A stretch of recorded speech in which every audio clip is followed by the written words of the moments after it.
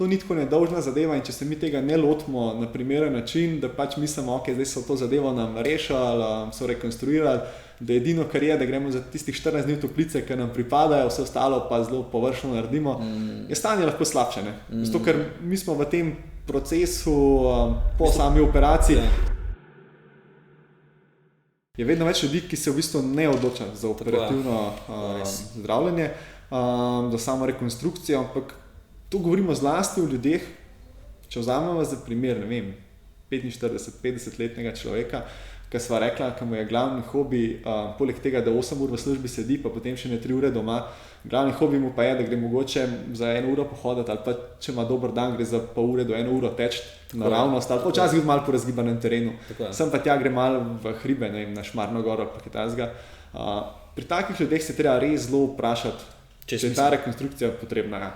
Drugo je, mogoče včasih, če je kakšna zadeva še na nivoju meniskusa, pa da so kakšni prosti delci noter, da bi lahko vplivali na večjo obravo, recimo hrustanca, mogoče tam malo drugače, ampak pogosto teh pridruženih težav ni. Ne? In na ta način po eni strani človek lahko prej boljše funkcionira že, ker pač s tem, ko je on vse skupaj ukrepil, smo mogoče v 2-3 mesecih dosegali, da on normalno funkcionira, on lahko vse stvari normalno izvaja, brez težav. Če bi šel na samo rekonstrukcijo, bi recimo po nekje 5-6 mesecih prišel na vrsto, potem pa traja samo okrevanje. Pa da ne omenimo še, da je samo sposobnost telesa, kako vzame to rekonstruirano vez zdaj, ne? Gibalni vzorci lahko bistveno slabši. Je lahko še slabše, sploh, ker to ni tako nedolžna zadeva in če se mi tega ne lotimo na primeren način, da pač mislimo, ok, zdaj so to zadevo nam rešili, so rekonstruirali, da edino, kar je, da gremo za tistih 14 dni v toplice, ki nam pripadajo, vse ostalo pa zelo površno naredimo, je stanje lahko slabše, ne?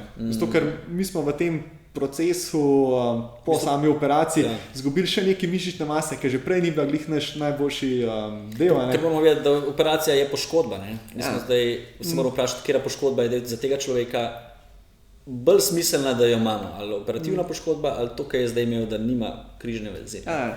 Je pa res, da pa tukaj po drugi strani ne smemo vse izenačiti, ne? Še vedno pa pri določenih športih, ker mogoče pri mlajših športnikih, kjer je veliko sprememb smeri, zelo agresivne obremenitve na kolenski sklep, tam pa je še vedno aktualno, to zlasti, če bi ta človek reče 50 let imel športno kariero, ampak koliko smo rekli, če pogledamo po ulici, koliko je teh ljudi, jih skoraj ni.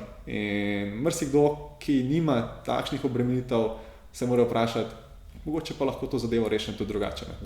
Tudi med ortopedi pač so ljudje, ki pač vedno več tega.